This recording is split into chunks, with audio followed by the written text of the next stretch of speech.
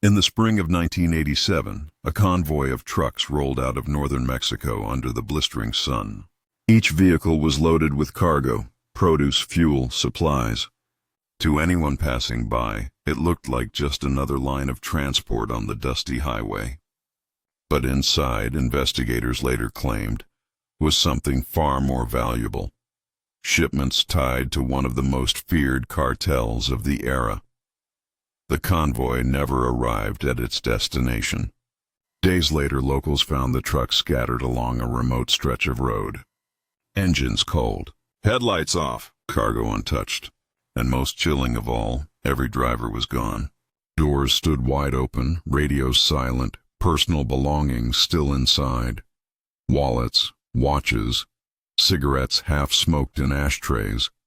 It was as if the men had simply stepped out and vanished into thin air.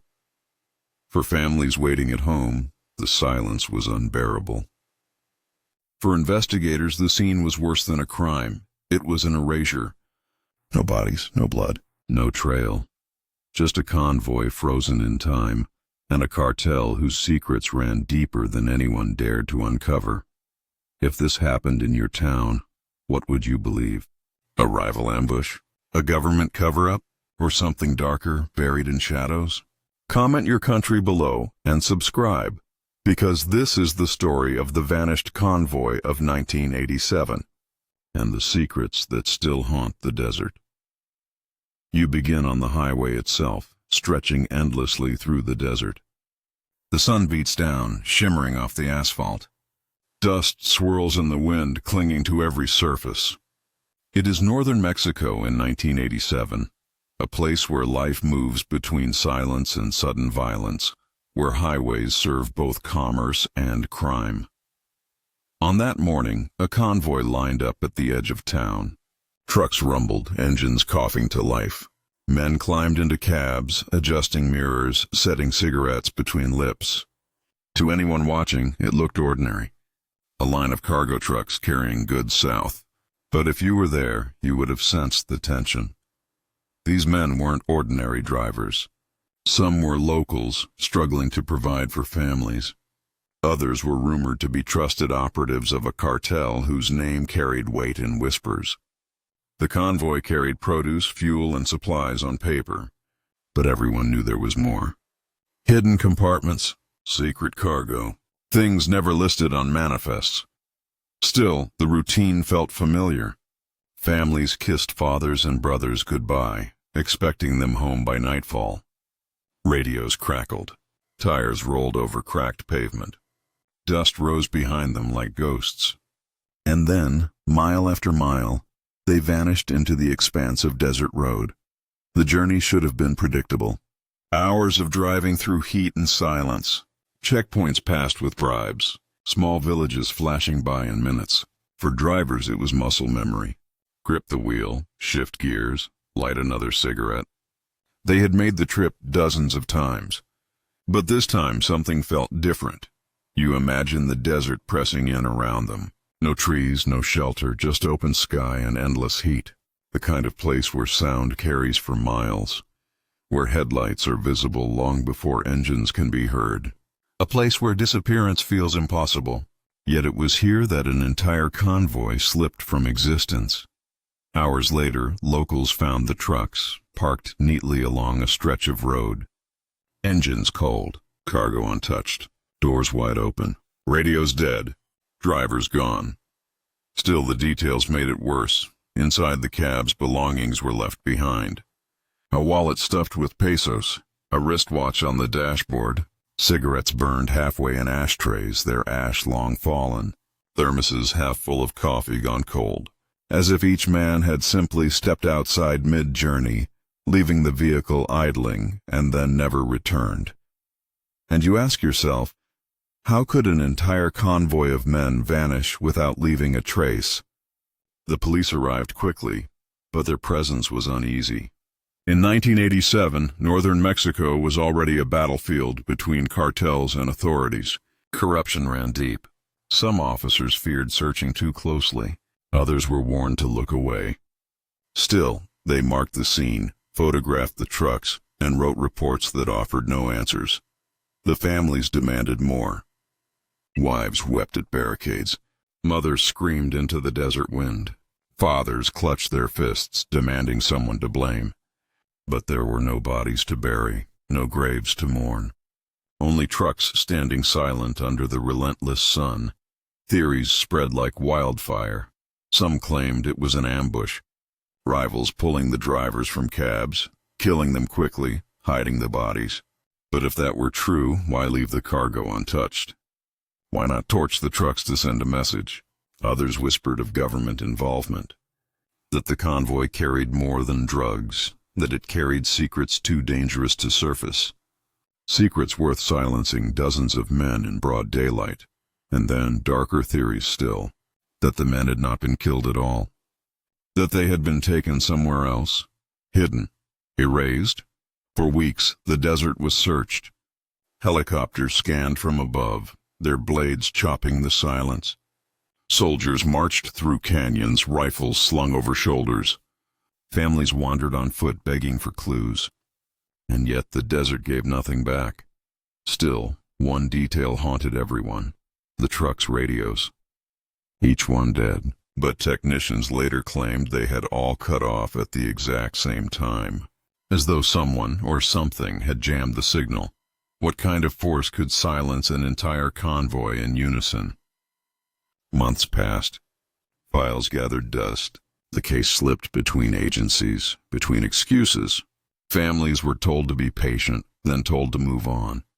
Newspapers stopped printing updates. The silence grew heavier, but the desert never forgot. Drivers who passed that stretch of road swore they felt unease. Some claimed to see figures standing by the trucks long after they were towed away. Others said they heard footsteps in the sand at night, though no one was there. The convoy had become ghost story and warning in equal measure. And for the cartel, the disappearance was more than mystery. It was insult. Men do not simply vanish without reason, not in their world, which meant someone had taken them. But who? That is the question that would unravel into something far darker than anyone imagined. You begin with the aftermath of discovery. The trucks are hauled to a secure yard under military guard, lined up in rows like silent witnesses. Investigators circle them, snapping photographs, taking fingerprints, jotting notes into files. Families are kept outside the fences, faces pressed to chain links, crying out for news. They see the trucks but not their loved ones, and the silence cuts deeper than any wound. Inside the cabs, investigators record every detail. Ash still clinging to half-burned cigarettes. Coffee in thermoses, now sour with time. Radios dead, dials frozen at mid-signal. Wallets fat with pesos, untouched. Wedding rings on dashboards, waiting to be slipped back onto fingers. Every detail screams of interruption, not of departure. Still, the official statements are thin. The governor holds a press conference promising resources, promising answers. His words sound hollow, scripted. Behind him, soldiers stand rigid, rifles slung across their chests. To families desperate for truth, it feels more like theater than justice. But in the world of 1987 Mexico, answers come slowly, if they come at all. You picture the desert at night, crawling with search teams. Flashlights cut beams through scrub and rock. Helicopters thrum overhead, searchlights sweeping across the emptiness. Dogs bark at scents that vanish into sand. But no footprints are found, no drag marks, no trails. The desert swallows evidence whole. Still, whispers spread quickly. Some say rival cartels ambushed the convoy, stripping the men from their cabs and executing them in the desert. But if so, where are the bodies? Why was the cargo left untouched? Others claim federal police staged the disappearance, punishing the cartel in silence. Yet no agency claims responsibility, and no evidence emerges. The newspapers seize on the story. Headlines scream across the border, "Convoy of Ghosts." Reporters flood the region, photographing weeping families, empty cabs, an endless desert. They interview anyone willing to speak. Farmers claim they saw headlights vanish in a flash of white light. A boy says he heard screams carried on the wind. A woman swears she saw men forced into military trucks before dawn. Each testimony contradicts the last, each one a fragment that deepens the chaos. And still, the cartel remains silent. That silence terrifies everyone, because in that world, cartels do not remain silent when insulted. They respond with blood, and yet weeks pass, then months with no retribution. No rival groups massacred, no public executions, nothing. It is as though the cartel itself fears the truth, or knows it too well. Families cling to hope.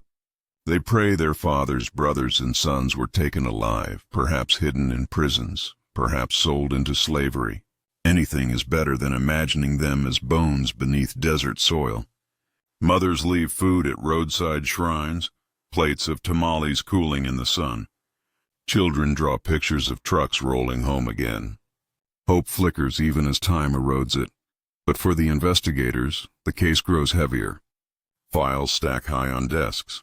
Photographs of empty cabs blur into one another.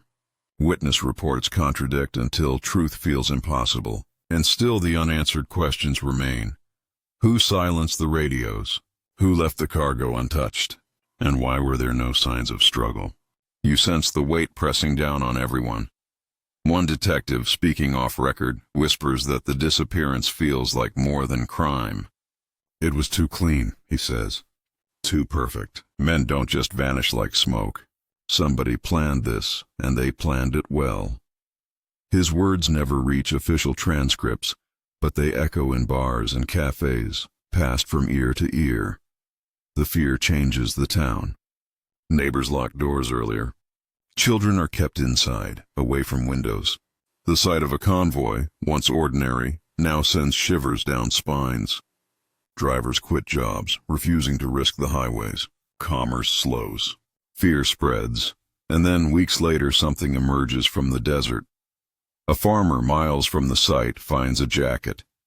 Torn, dust-stained, but unmistakably belonging to one of the missing drivers. In its pocket, a matchbook from a bar frequented by cartel enforcers. Investigators seize on it, combing the area. They find cigarette butts, boot prints, the remnants of a fire pit. Signs of presence, signs of men, but no bodies. The jacket deepens the mystery rather than solving it. Some insist it proves survival, that at least one driver lived long enough to flee. Others argue it is staged, planted to throw off investigators.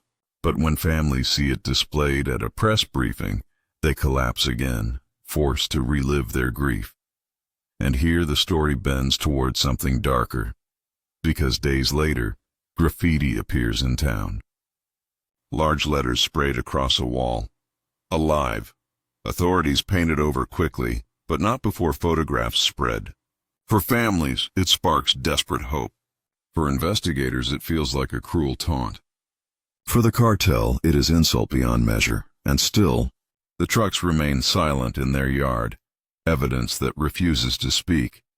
You picture yourself standing among them, running your hand along cold steel, smelling the stale air inside. Each cab feels like a tomb without a body. Each detail, a cigarette, a thermos, a wallet, screams of presence cut short. It is the absence that terrifies. The case file grows colder. Newspapers move on. Reporters chase new stories. But in quiet towns along the highway, the whispers never fade. The convoy remains ghost story, warning, myth. Parents tell children not to wander too far. Drivers cross themselves as they pass the stretch of road where the trucks were found. The desert remembers, even when people try to forget, and then, just when silence seems final, the phone rings in the office of an investigator still haunted by the case. The voice on the other end is low, strained. He says he knows what happened to the men. He says they were taken. He says they are still alive. And before the investigator can respond, the line goes dead. You begin with the ringing phone that refuses to leave your imagination. An investigator sits at his desk, cigarette smoke curling into the dim office light, when the voice cuts through the static. They're still alive, the caller says. Taken, not gone. Then the click. Silence. The report is filed, of course. The number traced. It leads nowhere. A deadline, registered to no one. But the words echo in the minds of those who hear them. Still alive. In a case defined by absence, those two words ignite both hope and terror. The families seize on it. For them, it is proof, no matter how thin, that their loved ones survived the desert. They cling to the idea that somewhere in some hidden place the drivers are waiting. Mothers light candles, whispering prayers into the night. Children draw pictures of fathers returning home. Hope is reborn, dangerous but unyielding. For investigators, the call is a curse, because if the men truly are alive, then where? And if the caller knew, why not say more? Who benefits from dangling a fragment of truth before desperate families? The cartel, too, takes notice. Their silence breaks, not with public statements, but with blood. In nearby towns, bodies begin to appear. Men known to gossip too loudly are found in alleys, throats cut. A shopkeeper rumored to have spoken to reporters vanishes. His store remains open, lights on, but he never returns. The message is clear: talk, and you disappear. But the most chilling disappearance is yet to come.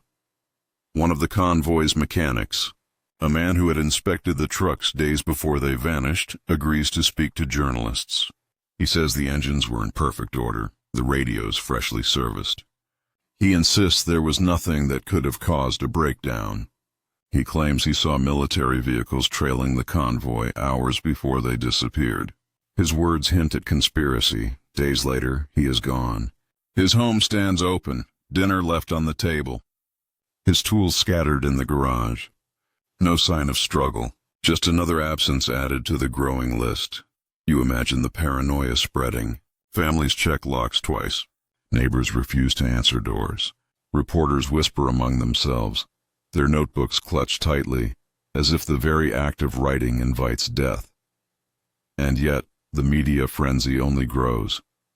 International papers seize on the story, painting it as emblematic of Mexico's chaos in the 1980s. Convoy of ghosts. Highway of silence. Nightly broadcasts show the rows of empty trucks, photographs of weeping families, and grainy interviews with officials who promise investigations but offer nothing new. Still, it is the contradictions that haunt the public most. How can so many men vanish in broad daylight? How can trucks be left intact, cargo untouched, without witnesses? How can radios fail simultaneously without outside interference? Each unanswered question widens the gap between truth and trust. But wait, the most disturbing detail emerges not from the desert, but from a warehouse in the city. Inside a cartel safe house raided weeks later, investigators find documents. Ledgers listing payments, shipments, routes, ordinary at first glance. But tucked among them is a single page marked only with names, the names of the drivers who vanished. Next to each name, a date, all the same, the day of their disappearance. No note of death, no mark of cancellation, just names, frozen in time. When families hear, they break again. For some, it is confirmation that the cartel knew more than they admitted. For others, it is torture, evidence of knowledge without answers. The government, under pressure, doubles its investigation. Troops are deployed, checkpoints established, helicopters sweep the desert again. Officials stand at podiums declaring the search expanded. But on the ground, locals see little change. Soldiers intimidate families, files are sealed, reporters are silenced. The hunt feels less like a search and more like a performance. And through it all, the cartel grows bolder. Graffiti appears again, this time in multiple towns. One word painted in blood-red letters. Alive. Always the same message. Always taunting. You picture standing before those walls, the paint dripping, the smell of iron still in the air. It is not hope you feel. It is dread, because the word does not promise life. It promises power. It suggests the men's fate is controlled, not ended. That their existence, or their absence, is part of something orchestrated. The pressure shatters the community. Families turn on one another, accusing neighbors of betrayal. Priests preach of demons walking highways. Children whisper of ghost trucks that pass in the night, engines silent, drivers faceless. The convoy has become more than tragedy. It has become folklore, myth, weapon. But the story twists darker still, because months later, in a hidden archive of police files, a junior officer uncovers photographs. They show the convoy taken days before the disappearance. But in the background of one frame, half hidden by dust, are other vehicles. Military trucks. Their markings blurred, but their presence undeniable. The officer brings the photographs to his superiors. Days later, he is transferred, his desk cleared. The photos vanish from evidence. Whispers spread that he fled the country. Others say he was buried in the desert like the rest. You see the pattern forming.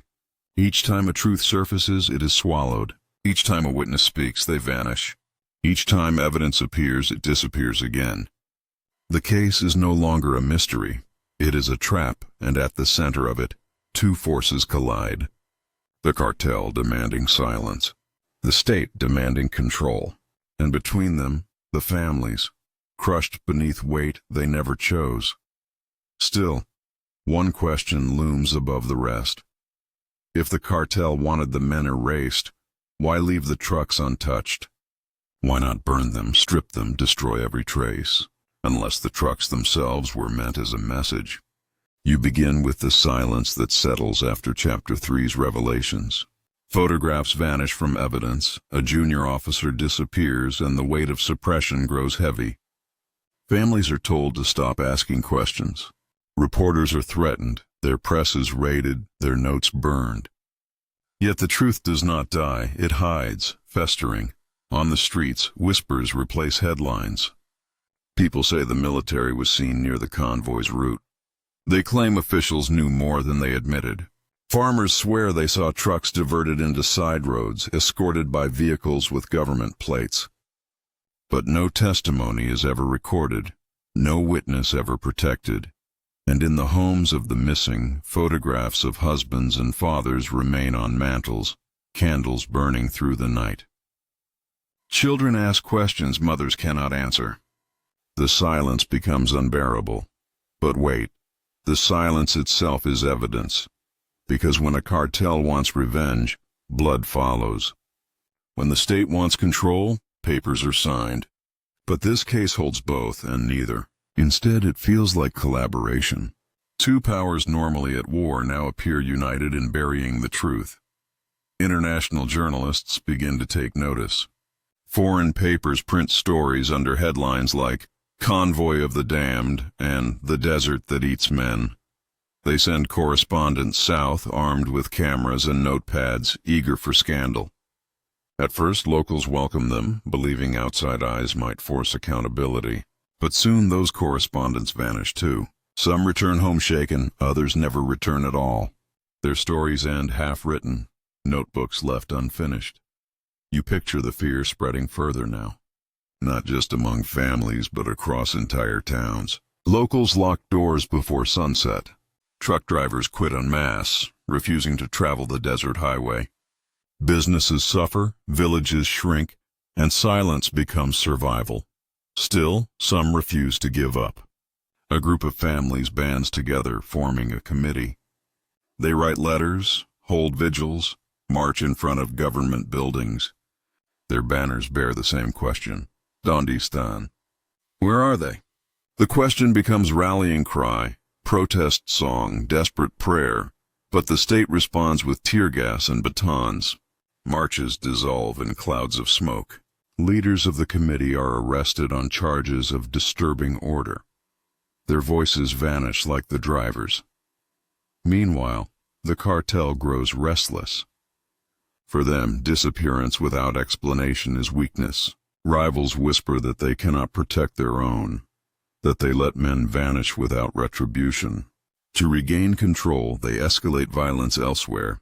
Massacres in border towns, kidnappings in rival territories. Blood spills, but none of it brings answers to the families who still wait, and then the first break in months. A letter arrives at a local newspaper. No return address. The handwriting is jagged, desperate. It claims to be from one of the missing drivers. He writes of being held in a compound, guarded by men in uniforms, forced to labor in silence. He says some drivers are alive, others dead, but all erased from the world above. He begs for help, then signs with a name matching one of the convoy's men. The letter is published. Front page. Families collapse with renewed hope. Crowds demand searches of military compounds, but authorities dismiss it as a hoax, claiming handwriting experts cannot verify authenticity. The letter vanishes into sealed files, yet the damage is done. The idea that the drivers might still be alive spreads like fire. You imagine the frenzy now. Families running to prisons, to barracks, to hospitals, begging for answers. Soldiers turn them away. Officials call them hysterical. But whispers persist. Some guards drink too much and let slip that new prisoners were brought in months earlier, never recorded. Others insist they heard voices calling from hidden cells. The rumors refuse to die. And in the middle of this chaos, graffiti appears again. Not just one town, but across multiple cities. Always the same word. Alive. This time scrawled across government buildings themselves. It is no longer taunt. It is accusation.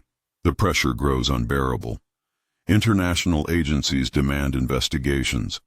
Human rights groups step in. Amnesty International prints reports, citing enforced disappearances. Politicians in foreign capitals call for sanctions. The Mexican government bristles, declaring sovereignty, refusing outside interference. Yet the more they deny, the louder the questions grow. The cartel, too, is shaken. Their silence has bred weakness. To counter, they leak information through whispers, that it was not them who took the men, that it was never their decision, that forces far higher are at play. And then, the cartel does something unthinkable. They demand an investigation. Through coded messages to journalists, cartel spokesmen insist they want answers too. They claim they were betrayed, that the convoy carried more than drugs, that someone used it as cover for something larger. They demand truth not out of justice but out of rage. Imagine the horror of realizing that even the cartel is afraid, that they, with all their power, all their reach, all their blood-soaked dominance, do not understand what took their men. But here the story turns darker still, because weeks later, another convoy sets out along the same road. Different drivers, different cargo. But days later, the same result. Trucks are found abandoned, cargo untouched, men vanished. The pattern is undeniable now, and as investigators rush to contain panic, as families collapse again, as cartels whisper and governments deny, the truth becomes clearer than ever. The desert is not just swallowing men. It is swallowing truth itself. And soon you will learn what that truth might cost. You begin with the sound of disbelief spreading through the towns. Another convoy has vanished. Different drivers, different cargo, same stretch of road. Once again, trucks are found abandoned, cargo untouched, engines cold, doors open, radios dead. No signs of struggle. And once again, no men. For families of the first disappearance, the news is devastating. Their wounds, still raw, are ripped open again. For the families of the second convoy, it is the beginning of the same nightmare. Candles line windowsills, mothers clutch rosaries, children cry themselves to sleep. And across northern Mexico, the message is clear. The desert has claimed another convoy, but this time, panic spreads faster. Because a pattern is undeniable now. It is no longer an isolated mystery. It is something larger, something systematic. 2 convoys gone within months, both erased without a trace. That kind of silence cannot be explained away. Reporters swarm. International networks broadcast live from dusty roads, their cameras aimed at empty cabs.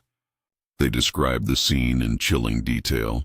Coffee still warm, headlights left on, footprints fading into sand before vanishing entirely. Each broadcast fuels hysteria. Audiences around the world watch as northern Mexico becomes synonymous with disappearance. And yet, the official response is the same. Authorities issue statements about ongoing investigations. They promise safety, promise resources, promise closure. But their words are hollow. People no longer believe them. Still, the cartel's reaction is different this time. The first disappearance could be tolerated in silence, explained away in whispers. But the second? That is humiliation. That is weakness. In the cartel's world, power is survival, and silence is death. You can imagine the meetings held in secret. Men in pressed suits and gold watches gathered in dimly lit rooms. Maps spread across tables, photographs pinned to walls.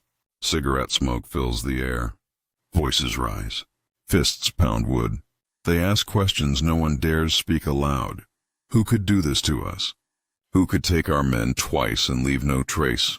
The theories multiply. Some blame rival cartels with resources greater than expected. Others whisper of military betrayal, of convoys intercepted by those meant to protect them. A few even suggest something stranger, darker, a force not bound by ordinary rules. And here the paranoia begins, because when powerful men cannot find answers, they turn on themselves. Suspicion spreads through cartel ranks. Accusations fly. Families of drivers are questioned, threatened, silenced. Low-level operatives disappear, their loyalty doubted.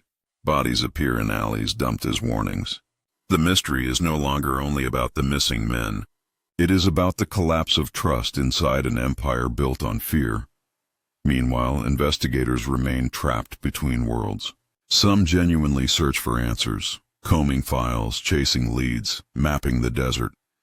Others know better, know that the case is bigger than them, bigger than any badge. They file reports that go unread, their words buried in cabinets locked by higher hands. And then, something unexpected happens. A driver who quit the cartel months earlier comes forward.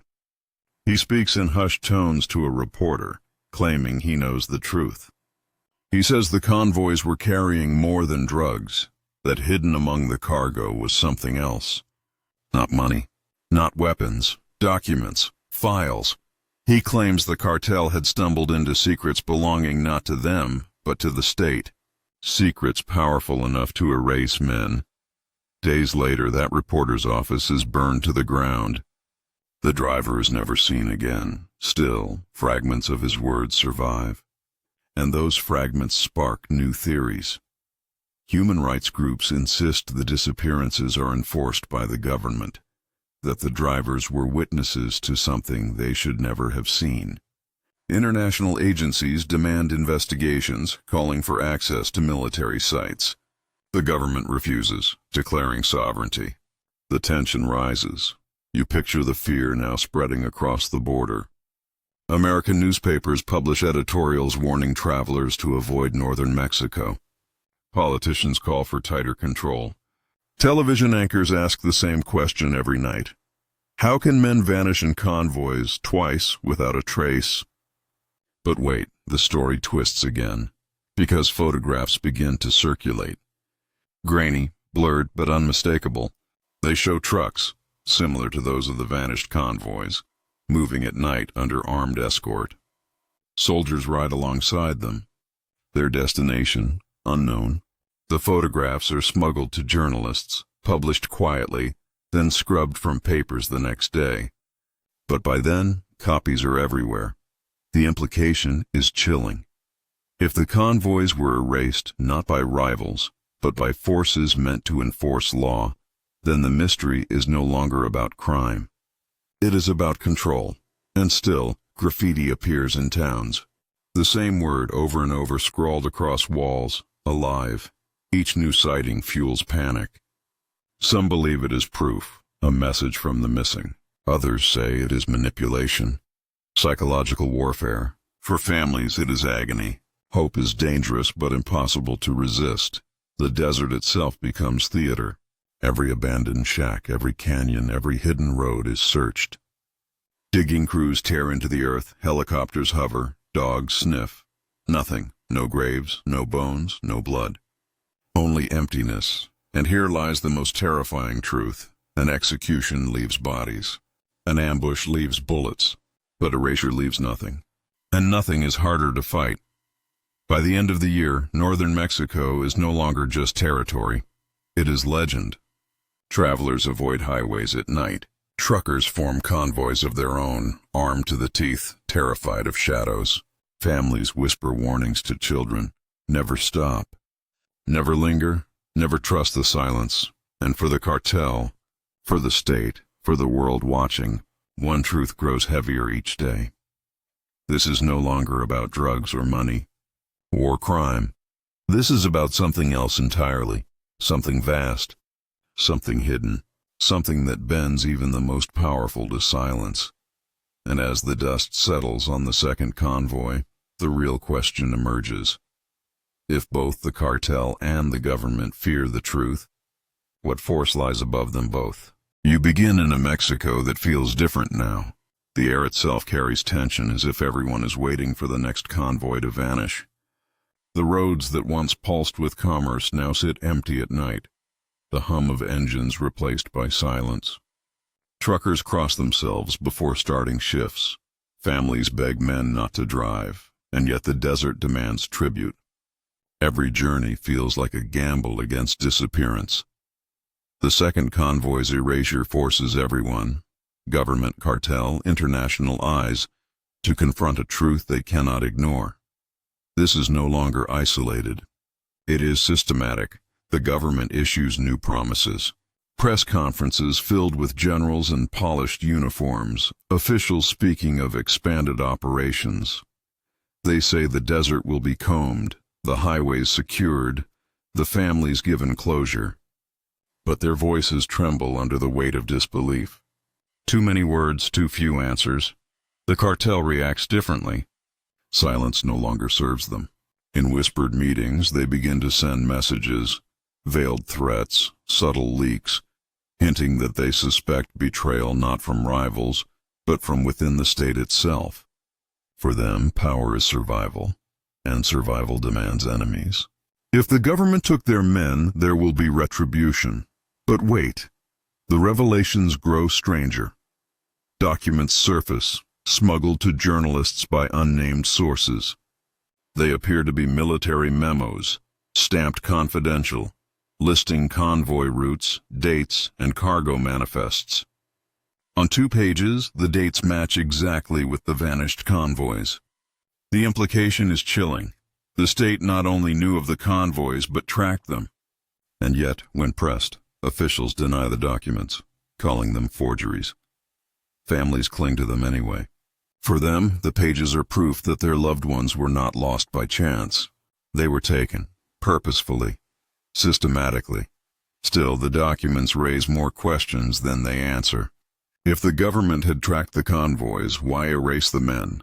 Why leave the trucks untouched? Why feed a mystery instead of closing it with simple violence? And then the graffiti returns.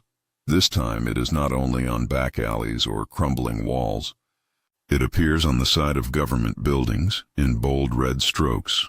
Alive. The word spreads across cities like wildfire, appearing faster than authorities can paint over it. For the first time it feels organized, deliberate. Someone wants the world to see. Someone wants the message burned into memory. You imagine walking past those letters, the paint still wet, the smell sharp in your nose. You ask yourself, is it hope or is it mockery? Are the missing men really alive, or is this the cruelest taunt imaginable? The hysteria bleeds across borders. American networks run specials on the vanished convoys. European papers print theories of Cold War experiments in deserts. Rumors spiral, underground prisons, secret compounds, foreign intelligence operations. Each theory more terrifying than the last, and through it all, families refuse to stop. They march again, this time carrying the graffiti word on banners, alive. They stand in city squares, candles flickering, voices hoarse from chanting. Their grief has become movement, their hope weapon. The government disperses them with batons, but the marches grow. Silence has birthed rebellion.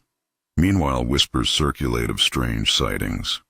Farmers speak of convoys moving at night under military escort, headlights blacked out, guarded by soldiers. A rancher claims he saw men in uniform forcing others into covered trucks. Another insists he heard voices echoing from beneath abandoned compounds in the desert. None of it is confirmed. All of it feeds the fire. The cartel grows restless. Their power slips each day. The mystery goes unanswered. Rivals taunt them. Citizens laugh at their silence. To reassert dominance, they escalate. Entire villages suffer massacres. Rivals are executed publicly. Yet behind the blood, the truth gnaws. They too fear what lies behind the disappearances. They fear forces they cannot touch, and here lies the most haunting detail. Because among the smuggled documents, investigators find not only routes and manifests, but lists of names. The drivers' names, marked not as lost or dead, simply retained, retained. The word chills everyone who reads it. Retained suggests possession, ownership. It implies the men were not killed, but kept. For what purpose? Where? By whom? No one dares to answer aloud. You can sense the dread building now, thicker than desert heat. For families, retained means hope. For investigators, it means horror. For the cartel, it means betrayal by forces greater than themselves. And then, in one final twist, an audio tape surfaces, anonymous, mailed to a journalist, unlabeled. On it, muffled voices. The quality is poor, distorted by static, but words can be heard. In Spanish, one man whispers, "We are here. They keep us in," before the tape cuts to silence. The journalist plays it once, twice, then disappears the next day. His office ransacked, the tape missing. But by then copies exist. Families hear it. They collapse in sobs, certain they recognize the voices of husbands, brothers, sons, and once again, the single word rises above all others. Alive. The desert remains silent. The trucks remain empty. But now, the story is no longer about vanished convoys. It is about vanished truths. And as whispers turn to screams, and families turn to rebellion, and the cartel turns to war, one final question presses heavier than all. If the men were retained, then by whom? You begin with the word that changes everything, retained. Families whisper it like prayer, investigators dread it like curse, and the cartel treats it as insult. For weeks, the leaked documents are passed hand to hand, read in candlelight, copied in secret. Each name on the list is a life, frozen not in death, but in possession. The word suggests captivity, not conclusion. In homes across Mexico, hope flickers dangerously. Mothers tell children that their fathers might still be alive, working somewhere unseen, waiting to come home. Wives sleep with photographs under pillows, clinging to the possibility of return. The word gives them something to hold, but it also deepens the torment. Because if the men are retained, then by whom? And for what purpose? You imagine standing among them during vigils in city squares. Hundreds gather, holding candles, chanting the same word over and over. Alive, alive, alive. The sound echoes through narrow streets, carried by wind, until even those who try not to listen cannot escape it. But wait, the pressure spreads further. International organizations demand transparency. United Nations envoys arrive, interviewing families, inspecting sites. Amnesty International prints reports accusing the state of complicity in forced disappearances. Foreign governments threaten sanctions. The Mexican administration responds with fury, declaring sovereignty, accusing outsiders of meddling. Yet behind closed doors, officials panic, because the documents, though dismissed publicly as forgeries, are too detailed to ignore. The cartel reacts in its own way. For them, the documents confirm betrayal. In their world, loyalty is currency, and betrayal is death. They begin purges, killing suspected traitors in their ranks. Entire neighborhoods are silenced overnight. Bodies hang from bridges, messages scrawled into flesh. yet none of it brings them closer to answers. Each act of violence feels hollow, desperate. And then rumors of a hidden site surface. Farmers speak of military trucks moving at night toward an abandoned compound in the desert. Drivers claim they've seen floodlights in canyons where no village exists. A boy insists he heard voices carried on wind, voices crying out in Spanish. Authorities dismiss these stories as fantasy. But families listen, clinging to fragments. Investigators, too, begin to suspect. They map sightings, trace convoys, compare notes. A pattern emerges. Each rumor points to the same stretch of desert, a place marked on old maps as nothing more than barren rock. Yet satellite images suggest something beneath. Shadows of structures, outlines of air vents, scars in the sand too straight to be natural. The possibility chills them. What if the convoys never vanished into the desert? What if they were swallowed into something beneath it? A group of journalists decides to see for themselves. Armed with cameras and determination, they drive out under cover of night. They follow tracks until headlights reveal fences, barbed wire, and guards with rifles. They retreat quickly, but not before snapping photographs.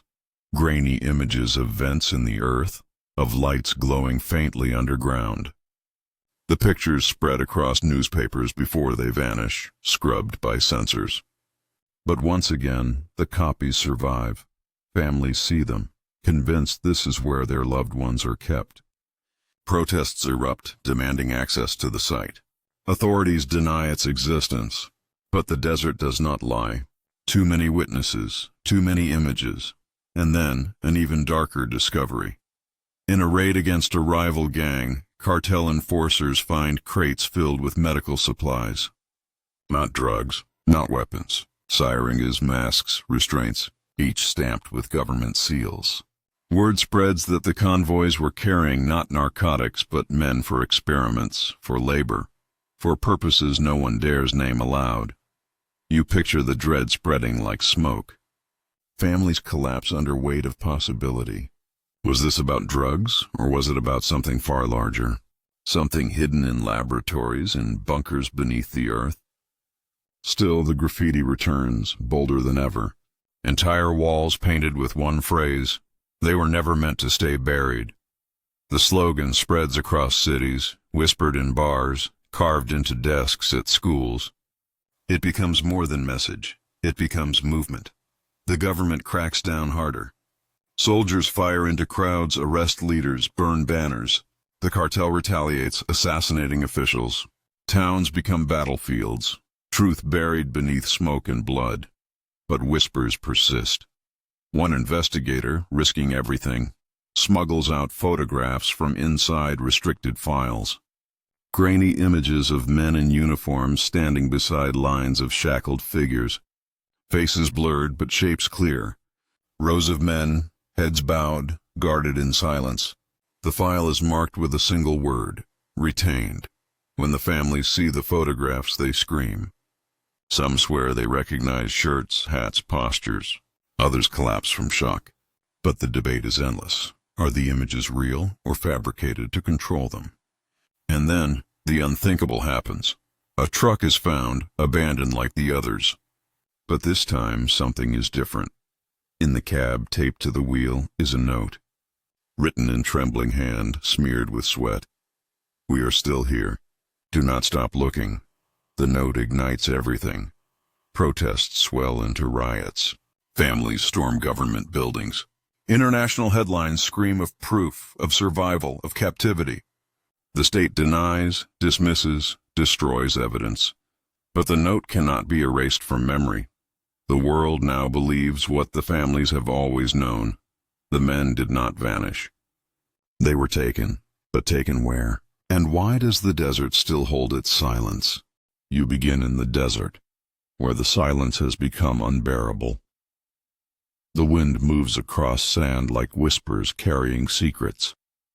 Families gather at the edge of roads, staring into nothingness, praying for answers. The world has turned its eyes here, yet the truth remains buried. The note taped to the wheel of the last truck has changed everything. We are still here. Do not stop looking. 5 words that refuse to die. For some, they are hope. For others, they are manipulation. But for everyone, they are fuel. Protests swell beyond Mexico. In cities across the world, crowds gather holding banners. Alive. They chant the word in languages not their own. The story of the vanished convoys transcending borders. It has become more than tragedy. It is symbol. Governments scramble. Officials deny, dismiss, delay. Press conferences are staged, promises made, but each denial feels weaker, each excuse more transparent. The graffiti spreads faster than they can paint over. Even children scrawl alive into school books. The word has outgrown suppression. The cartel, meanwhile, grows ruthless. They massacre suspected informants, assassinate officials, burn villages. For them, the question is not truth, it is dominance. And yet, even their power bends under this mystery. Because what good is violence against something that leaves no trace? Then, whispers of the hidden compound resurface. Satellite images leak, showing vents in the desert, shadows of structures beneath. Journalists smuggle out testimonies of soldiers who speak of underground corridors, of men kept in silence. One even claims to have seen drivers in chains, still alive, still waiting. But within days, he disappears, his testimony erased, and still, the desert refuses to speak. You imagine the torment of the families, wives searching faces in crowds, hoping to see husbands long gone, children growing into adults without answers, still asking the same question, ¿Dónde están? Where are they? Each vigil ends the same way. Candles burn down, silence stretching into the night. But wait, the story twists darker, because fragments of files begin to surface in foreign archives. Declassified documents hint at cooperation between cartels and governments during the Cold War. References to assets retained for operations. References to convoys used for more than drugs. References to men erased not as punishment, but as resources. The implications are chilling. The drivers may have been pawns in something larger, something global, something that used disappearance as strategy. Still, no graves are found, no bodies, no closure, only silence and shadows. The legend grows. Travelers refuse to drive that stretch of highway, calling it La Carretera de los Fantasmas, the highway of ghosts. Children whisper of trucks that still appear at night, engines cold, headlights dim, driven by no one. Locals swear they hear voices carried on desert winds. We are still here, and perhaps that is the cruelest truth, because murder leaves blood, ambush leaves bodies, but erasure leaves only imagination, and imagination is a prison far worse than any grave. Decades pass. The desert changes. Roads are rebuilt. Checkpoints shift. Governments fall. But the story endures. The families still march, still chant, still carry photographs of men who never came home. And everywhere, the same word appears. On walls, on banners, on lips. Alive. The question is heavier now. Were the drivers truly alive, hidden in tunnels or compounds, used for purposes no one dares to reveal? Or were they erased so completely that the only thing left is the illusion of survival, and so you stand at the edge of that highway, staring into the horizon? The desert is silent, but silence here feels like answer. Not conclusion, just answer. The convoys remain vanished. The trucks remain empty. The truth remains hidden. But still, the word refuses to die. Alive. And that leaves you with one final question. If this happened in your country, what would you believe? Cartel betrayal, state conspiracy, or something far larger, buried deeper, that no one will ever dare to uncover? Tell us in the comments below. Some stories were never meant to stay buried. Don't let them vanish. Keep them alive with us.